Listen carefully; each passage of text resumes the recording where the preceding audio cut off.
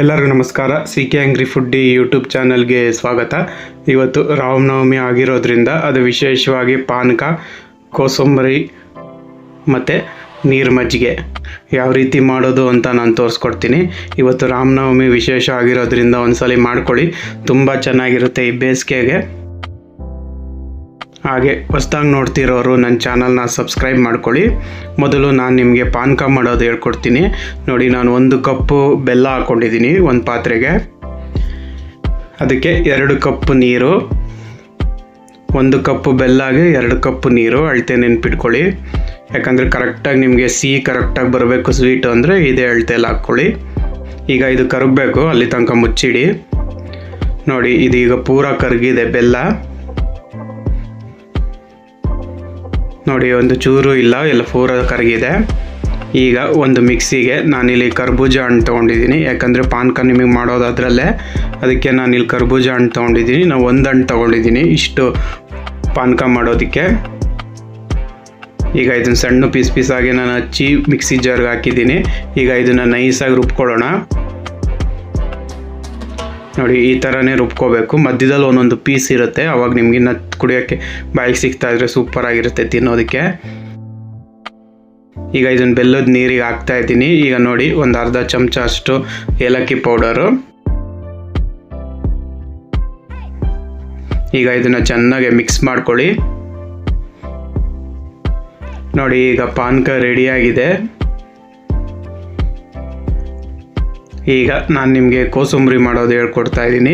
ನಾನಿಲ್ಲಿ ಅರ್ಧ ಕಪ್ಪಷ್ಟು ಹೆಸರುಬೇಳೆ ಹಾಕ್ಕೊಂಡಿದ್ದೀನಿ. ಈಗ ಇದನ್ನು ನೀರು ಹಾಕ್ಬಿಟ್ಟು ಒಂದು 4-5 ಅವರ್ ನೆನೆಸ್ಕೊಳ್ಳಿ. ಯಾಕಂದರೆ ಅದು ಮೆತ್ತಗಾಗಬೇಕಲ್ಲ, ಅದಕ್ಕೆ ನೀವು 4ರಿಂದ 5 ಅವರ್ ನೆನೆಸಿಡಬೇಕು. ನೋಡಿ, ಈಗ 4ರಿಂದ 5 ಅವರ್ ಆಗಿದೆ. ತೆಗೆದು ನೋಡೋಣ. ನೋಡಿ, ಈಗ ಚೆನ್ನಾಗಿ ನೆಂದಿದೆ. ಈಗ ಅದನ್ನು ನೀಟಾಗಿ ತೊಳ್ಕೊಳ್ಳಿ. ನೋಡಿ, ಈ ಥರ ನೀಟಾಗಿ ತೊಳ್ಕೊಂಡು ಅದಕ್ಕೆ ತುರಿದಿರೋ ಅಂಥ ಕ್ಯಾರೆಟು, ಆಮೇಲೆ ಸಣ್ಣಕ್ಕೆ ಹಚ್ಚಿರೋಂಥ ಕೊತ್ತಂಬರಿ ಸೊಪ್ಪು, ರುಚಿಗೆ ಸ್ವಲ್ಪ ಉಪ್ಪು, ಆಮೇಲೆ ನಾನಿಲ್ಲಿ ಹಸಿಮೆಣ್ಸಿನ್ಕಾಯಿ ಒಗ್ಗರಣೆ ಕೊಡ್ತಾಯಿದ್ದೀನಿ. ಹಸಿಮೆಣ್ಸಿನ್ಕಾಯಿ, ಸಾಸಿವೆ, ಉದ್ದಿನಬೇಳೆ, ಆಮೇಲೆ ಕೊನೆಯಲ್ಲಿ ಹುಳಿಗೆ ಸ್ವಲ್ಪ ನಿಂಬೆಹಣ್ಣು. ನೀವು ಸೌತೆಕಾಯಿ ಬೇಕಾದರೂ ಇದಕ್ಕೆ ಹಾಕ್ಕೋಬೋದು. ನಾನಿಲ್ಲಿ ಸೌತೆಕಾಯಿ ಹಾಕ್ತಿಲ್ಲ, ನಾನು ಕ್ಯಾರೆಟ್ ಕೋಸಂಬರಿ ಮಾಡ್ತಾಯಿದ್ದೀನಿ. ಸೌತೆಕಾಯಿ ಹಚ್ಚಿ ಹಾಕ್ಕೊಂಡ್ರು ಸಣ್ಣಕ್ಕೆ ತುಂಬ ಚೆನ್ನಾಗಿರುತ್ತೆ ತಿನ್ನೋದಕ್ಕೆ.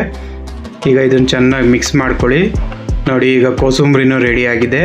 ಈಗ ಕೊನೆಯಲ್ಲಿ ನೀರು ಮಜ್ಜಿಗೆ ಮಾಡೋದು ಯಾವ ರೀತಿ ಅಂತ ಹೇಳ್ಕೊಡ್ತೀನಿ. ಫಸ್ಟು ಒಂದು ಪಾತ್ರೆಗೆ ಮಜ್ಜಿಗೆ ಹಾಕ್ಕೊಳ್ಳಿ. ಇದು ಗಟ್ಟಿ ಮಜ್ಜಿಗೆ, ಅದಕ್ಕೆ ಇದಕ್ಕೆ ಸ್ವಲ್ಪ ನೀರು ಹಾಕ್ಕೊಳ್ಳೋಣ. ಯಾಕಂದರೆ ಮಜ್ಜಿಗೆ ನೀರಾಗಿರಬೇಕು. ಇದು ಗಟ್ಟಿ ಇದೆ, ಅದಕ್ಕೋಸ್ಕರ ನೀರು ಹಾಕ್ಕೊಂಡಿದ್ದೀನಿ. ಈಗ ಒಂದು ಮಿಕ್ಸಿಗೆ ಸ್ವಲ್ಪ ಕೊತ್ತಂಬರಿ ಸೊಪ್ಪು,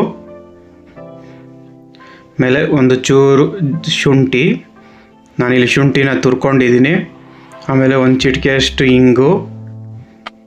ಈಗ ಮಿಕ್ಸಿ ಕ್ಲೋಸ್ ಮಾಡಿ ಇದನ್ನು ತರ್ತರಿಯಾಗಿ ರುಬ್ಕೊಳ್ಳಿ. ನೈಸಾಗಿ ರುಬ್ಬೇಡಿ, ತರ್ತರಿಯಾಗಿ ರುಬ್ಬಬೇಕು. ನೋಡಿ, ಇದೇ ಥರ ತರ್ತರಿಯಾಗಿ ರುಬ್ಬಿದ್ದೀನಿ. ಈಗ ಅದನ್ನು ಮಜ್ಜಿಗೆಗೆ ಹಾಕ್ಕೊಳ್ಳಿ. ಈಗ ನೋಡಿ, ಚೆನ್ನಾಗಿ ಮಿಕ್ಸ್ ಮಾಡ್ಕೊಳ್ಳಿ. ಈಗ ಅದಕ್ಕೆ ರುಚಿಗೆ ಸ್ವಲ್ಪ ಉಪ್ಪು.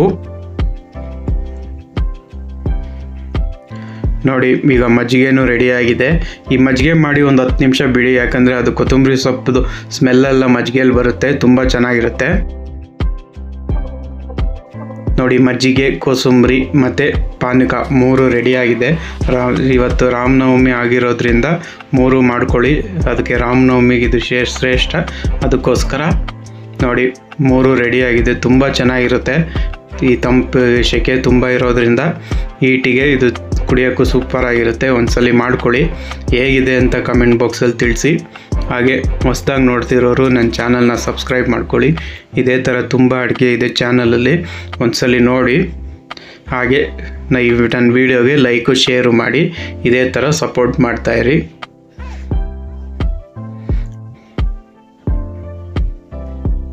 Thank you.